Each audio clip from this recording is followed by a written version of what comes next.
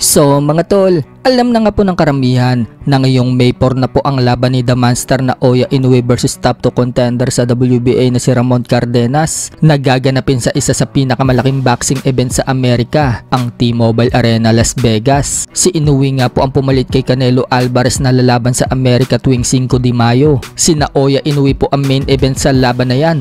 Kaya bibida talaga si Inoue mga tol sa Amerika. So pinagmalaki na naman po ni Babaro mga tol sina Oya Inoue. Aniya, nagkaroon umano siya ng pribileyo na ipromote ang laban na yan. Isa daw kasi sina Oya Inoue ang pinakamalakas at pinakamagaling na fighter sa kasalukuyan. After many years nga daw na nakaka-sold out si Inoue ng arena sa Japan, handa na daw si Inoue na siya naman daw ang pumalit sa Las Vegas sa 5 de Mayo. So tingnan po natin mga tol, kung mapupuno nga din ba ni Inoue ang T-Mobile Arena Las Vegas katulad ng ginagawa ni Canelo Alvarez. Kung matatandaan mga tol, napuno po ang Tokyo Dome sa Japan na may capacity na 50,000 seat sa laban ng Naoya Inoue versus Luis Nery. Kaya tingnan po natin mga tol sa laban ni Inoue sa May 4 kung ganyan din ba ang mangyayari. Wika nga po ni Inoue mga tol, another career highlight na naman daw yung paglaban niya sa Las Vegas. Nagpapasalamat nga daw si Inoue sa mga American fans na sumubaybay daw sa karera niya mula umpisa. Huling napalaban nga po sa Amerika si Inoue mga tol taong 2021 pa nang depensahan niya ang titulo niya sa bantamweight division dito sa kababayan natin na si Michael Dasmariñas, kung saan 3 round lang ang tinagal ng Pinoy.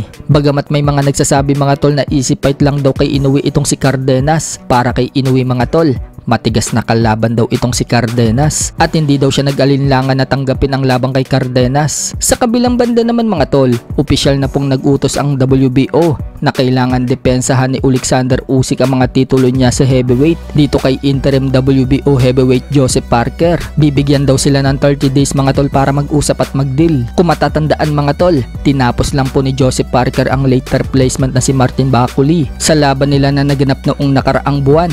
Knockout po ang sinapit ni Bakuli sa round 2. Sa ibang banda naman mga tol, tuloy-tuloy pa nga din po ang pag-iinsayo ni top 1 contender sa WBO Super Bantamweight Division Carl-James Martin matapos pumapospon ang laban niya na magaganap na sana ngayong March 22 sa Amerika. Makakalaban sana ni Carl-James Martin itong si Jose San Martin, pero mukhang mare-reschedule daw yan sa buwan ng April. Makikita nga po sa training mga tol na talagang pinapatibay ni Martin ang kanyang bodega. Nagpapasuntok po kasi siya dito kay middleweight prospect Will John Mindoro. Sinasadya nga po ni Mindoro na lakasan ang suntok mga tol, kaya napapaaray itong si Martin. Wika nga po ni Martin mga tol, lahat umano ng klase ng training sinusubukan daw nila, pero pagbibiro ni Martin parang may sama daw ng loob yung sumusuntok sa kanya. Ang lakas daw kasing bumira, parang namemersonal na daw yata. Sa iba pa pong balita mga tol, pinakita po ni former 3 Division World Champion General Casimero ang kanyang pagsuntok sa punching bag at sinabi niya magtatae ka daw talaga kapag tinamaan ka ng suntok niya.